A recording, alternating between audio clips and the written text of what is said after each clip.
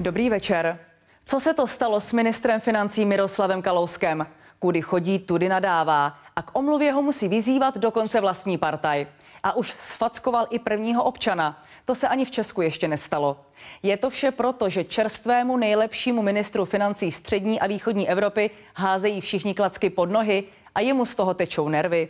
A nebo jen zapomněl, že pýcha předchází pád. Natáčel Jakub Kalenský. Potkáme dvě dinosaura a říká: ty dino, už si tě Noé přidal na Facebooku mezi přátelé? Nepřidal? Tak to seš dost prd. Před kamerami seriózní konzervativec, co má na srdci jen blaho země. A taky brunátný excentrik, který nešetří vulgaritami a často jde až na samotnou hranu. Teď se zdá, že narazil. Kalouskovi se dlouho tolerovalo lecos a podle mého mínění on s tím tak trochu počítá. Kalouskovo chování graduje už od léta. Koaliční spory hrotí na ostří nože a v zápětí prohrává, ať už v boji o Bátoru nebo o premiérova tajemníka pro Evropskou unii. Toto je telegrafický výčet jeho posledních výroků. Petr Nečas je premiérem z milosti kmotrů, Vít Bárta neví, co si myslí a dva europoslanci ODS jsou zlobou nadaní idioti. Pokud se mám omluvit za veřejně nepřijatelný vulgarismus, tak ano, tak jsem se omluvil. Tam se nemohu umlouvat ani pracovním připětím, ani neférovými útoky. To jsem prostě říct neměl.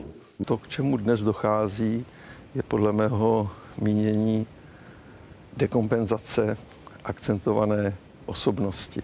To znamená, on občas ujíždí do verbálních útoků a nakonec i do fyzického útoku. Jeden drzý spratek dostal pár facek, tedy, abych byl úplně přesný, dostal 4 facky.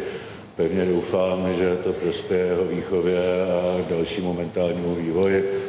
Exces v novodobých dějinách první svého druhu. Patří k moderní politické kultuře, že politik má vyšší práh tolerance k nevoli veřejnosti, která si ho platí. Tedy, že politik neoplácí stejnou mincí. Dokonce je o tom i judikát Evropského soudu pro lidská práva, že politik musí strpět stran občana větší agresi než kdokoliv jiný.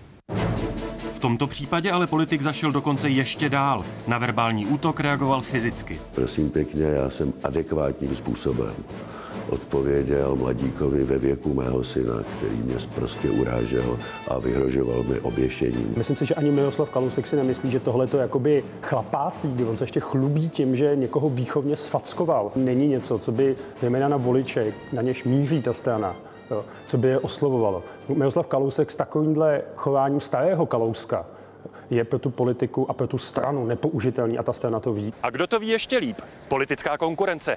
Rozhodla se Kalouskovi vrátit všechny invektivy, kterými jí celý rok zasypával. Rivalové spojili síly a vyrazili v sevřeném šiku. A jak Kalouskovi nejsnadněji přitopit pod kotlem? Zpochybnit jeho psychické zdraví. Taktika, se kterou přišel jako první sám premiér Nečas a ostatní se s ní svezli. Jeho chování bylo vždycky poměrně drsné. S panem ministrem je to jako na houpačce. Jeden den velká sranda, druhý den s ním není pomalu k vydržení. Psychiatr to diagnostikoval, říkal, už se obsedantně opakuje ve svých vtipech, už nemá kreativitu, už ztrácí kontrolu nad svými výroky. Topka by měla zaplatit aspoň 2měsíční lázně pro pana ministra financí. Takhle by se politik neměl vyjadřovat, i když je sebevyčerpanější. Ta intenzita pomluv zesílila. Jednak proto, že zesílila témata, kde se obtížně proti mým návrhům hledají věcné argumenty.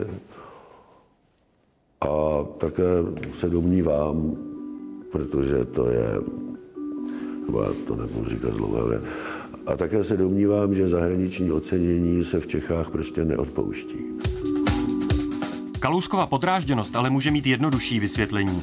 Dlouhé měsíce se zdálo, že Topka a Véčka společně okopávají kotníky ODS a premiérovi Nečasovi. V poslední době se ale ODS a Věci veřejné spojily a TOP 09 je zahnaná do kouta. My se více shodneme na prioritách teď z ODS, než na škrtacích a fackovacích prioritách TOP 09. Za 20 let v politice přežil tolik skandálů, že se ty poslední můžou jevit jako maličkost. Na druhou stranu Kalouskově straně padají preference, poprvé už i pod komunisty. A klesá i jeho popularita. On vůbec je vnímán jako konfliktní politik, podíl krajně negativních hodnocení je u něj veliký. Přece jenom platí, že žádný strom neroste do nebe. A Kalousek se občas dostává do situace, kdy pravděpodobně naráží na hranici, která už je nepřekročitelná. Dnešní jednání bude exkluzivně zprostředkováno ve 2 pořadech televize Nova. A sice Na vlastní kočí a Nejslabší máte babák. A všechno ostatní až po skončení jednání.